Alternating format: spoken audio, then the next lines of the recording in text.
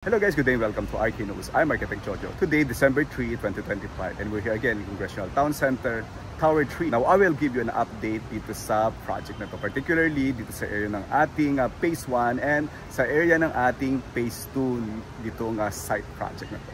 Alright, so let's have a quick tour dito sa project na to. This is the Congressional Town Center, Tower 3. Alright guys, so ito na ngayon yung actual condition ngayong araw na ito. So itong area na to na may mga rebars sa ating slab and sa ating poste. And even dito sa ating retaining wall, ito na yung area ng ating basement number 1.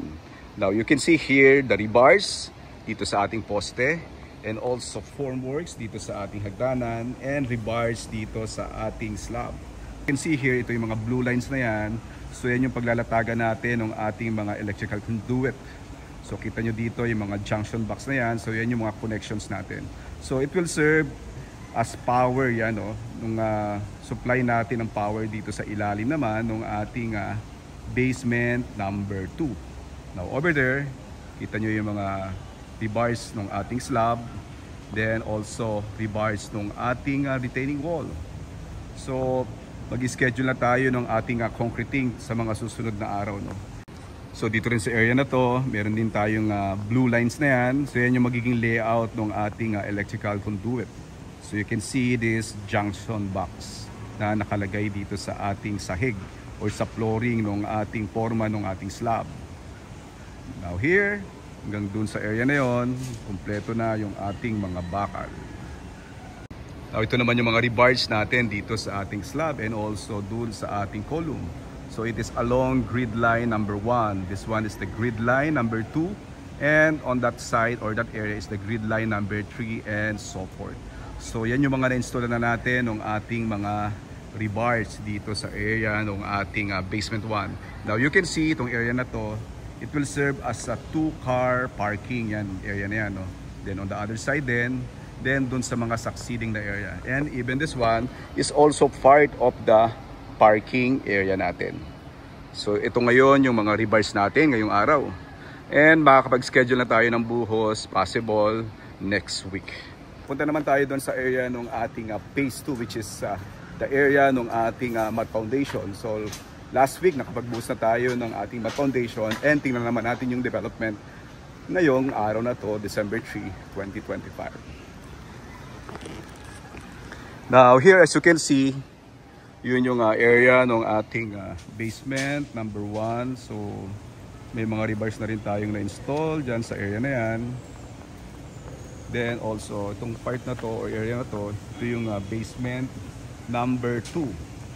So pagdudugtungin natin yan dito, no? So ito muna yung unang phase na ginawa natin. Then this one is the second phase ng ating structure. So ito, nakapagbuhos na tayo ng ating mat foundation.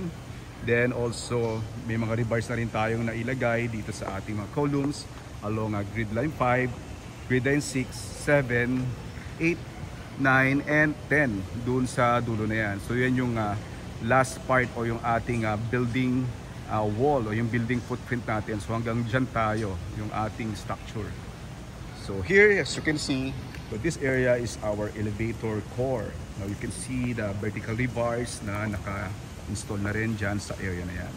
Now here, ito pa yung ating mga rebars dun sa ating retaining wall.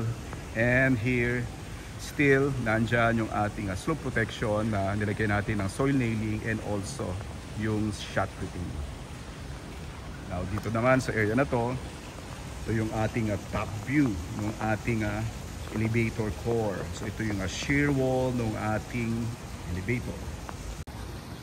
Now ito guys yung nabuhusan nating phase 2 mat foundation. So kakaulan lang kaya may tubig yung area, no? Kaya hindi tayo nakababa. But this one is our mat foundation.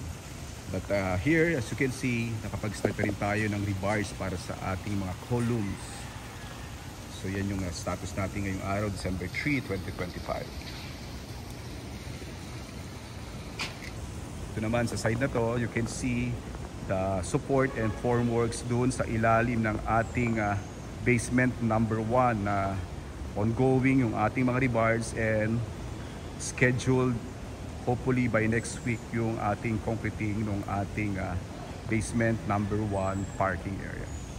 So these are all the development today, December 3, 2025, dito sa Congressional Town Center, Tower 3. Yan, paakyat na tayo ng paakyat dito sa area na yan.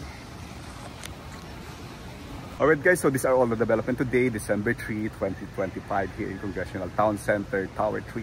So nakapag-prepare na rin tayo ng mga rebars dito sa ating basement 1 and also ongoing yung rebars para sa ating mga columns dito sa ating phase 2 ng ating structure. So hopefully by next week ay mabuhusan na natin itong basement number 1 slab and also yung columns natin. And also maganda yung panahon and walang bagyo kaya tuloy-tuloy yung progress ng project na to.